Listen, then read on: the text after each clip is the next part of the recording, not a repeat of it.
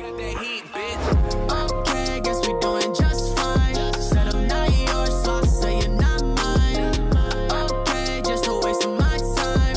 Out of my head, of my mind. Say you wanna. Damn, son, what's going on, people? If you don't know by now, I'll go by the name FIBRE, and I'm back with another reaction video, man. Yo, as you can see by the title, we're back with another Salvatore Riina reaction. This one here is like part 3. So we reacted to his childhood, his rise to power, and now this one here is growing into crime. But before we get into this one, don't forget to like, comment, subscribe, hit the bell for post notifications so you're alerted every time I upload. Without further ado, let's get it. Oh shit, here we go again. Corleone is a small town where everyone knows everything, especially people like Michele Novara and Luciano Leggio. Novara was the local mafia boss of Corleone just after the Second World War. And he was different from the rest of his clan. First of all, he was a member of the middle class. And secondly, he had a chance of graduating as a doctor, a general practitioner. Do you know how crazy that is? Because in the last video, what was it? I think it was childhood. I said most of these mafioso bosses, they never really come from a good background. But this guy here, Novara, he was middle class. He could have been a doctor. Like, it's crazy. However, despite having a more sophisticated background, Michele Novara, who was feared and respected by everyone in that village, and even to the extent of being addressed as our father, was no saint and was notorious for using violence as a way of solving problems. As an example, Novara once injected a lethal dose of poison into the arm of a 12-year-old boy who had the misfortune of being an involuntary witness to a murder committed by Novara himself. Damn. Well, I guess that is a bit of a violation of the medical oath of first do no harm, don't you think? Wow. On the contrary, over those years when Riina was a simple thief, Luciano Leggio wasn't just a boss, but simply one of the many picciotti, or soldiers in the Novara's army, with one peculiarity. Well, actually two. The first, he was extremely ambitious. And the second, Leggio had come across 3 young boys, understanding their massive potential and the degree to which they were willing to go to get out of poverty. Obviously, those 3 boys were Riina, Bagarella and Provenzano. 3 young kids, but smart and determined to get out of poverty at all costs. And notably, Riina and Provenzano were able and effective at committing murder, which, as you can imagine, is a sought-after skill in the world of crime. Now, Riina's uncle, Giacomo, happened to also be a man of honour and supported Riina's induction into the mafia, or, as they called it back then, the Cosa Nostra. Now, this crime syndicate was mostly involved in cigarette smuggling, robberies and extortion. But with the increased amount of investment being made to rebuild Italy after the war, the area of significant growth was that of public contracts.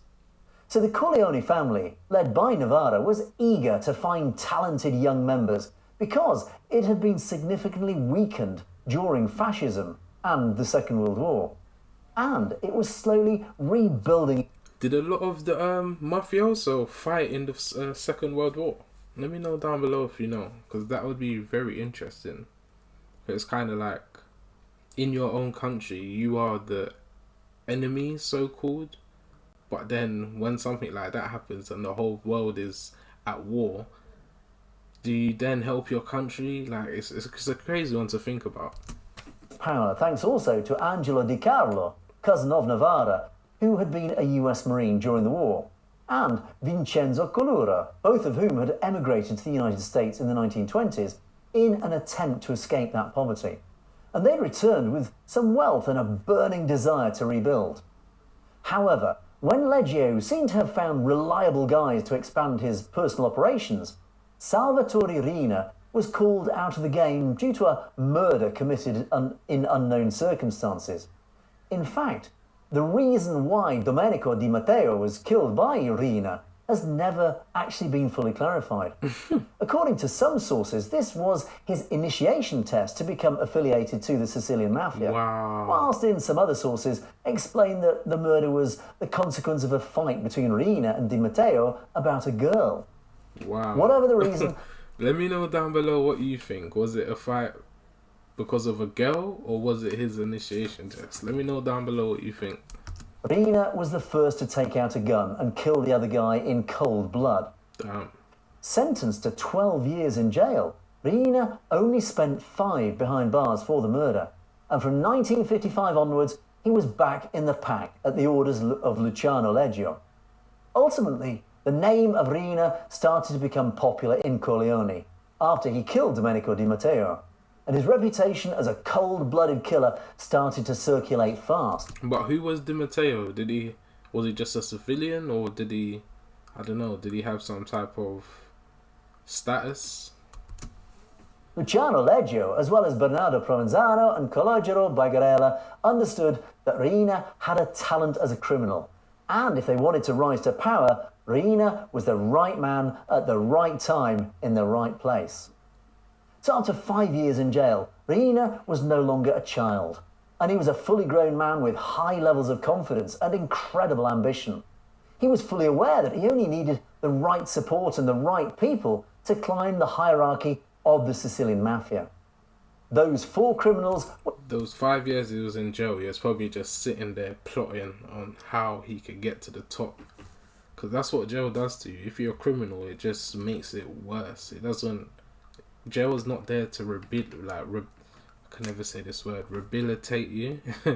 That's the word. But yeah, it's not there for that. So it just makes anything that's there 10 times worse, which is crazy to why we have jails in the first place. That's another conversation, to be honest. But yeah, tailored one on each other. It was somewhat of a very complimentary dream team in crime. So the rest will be covered in our upcoming videos, which we do encourage you to keep an eye on.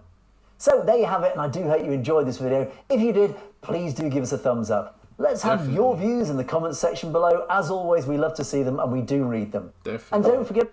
Yeah, no, don't forget to go and subscribe to these lot, man. I think their channel's name is Deeper Globalism, and I'll leave the link down below as well. But yeah, now these videos are really interesting, and I find it very easy to digest. He's not saying everything, because obviously the videos aren't that long, but he's giving you like main things that happen, so it's quite dope. Don't forget to go drop them a like, a subscribe, all that gang stuff, you already know. But yeah, man, damn, Riina was really about it. He was really what people say he is. Like, this is only touching the water. Like, the things that I've heard about him is crazy. So it's crazy. So that was childhood, growing into crime, and what was the other one? Rise to power. I'm not too sure if they have any more videos on him, so this might be the last of the series until they upload another video. But yeah, man, if you enjoyed that reaction, like always, don't forget to like, comment, subscribe, hit the bell for post notifications so you're alerted every time I upload. And yeah, man, it's been your boy FIBRE, and I'm out. Peace. Do your dance and go ham. Turn a hater to a fan. Grab your hips and wave your hand. Damn. Do your dance and go ham. Turn a hater to a fan. Grab your hips and wave your hand.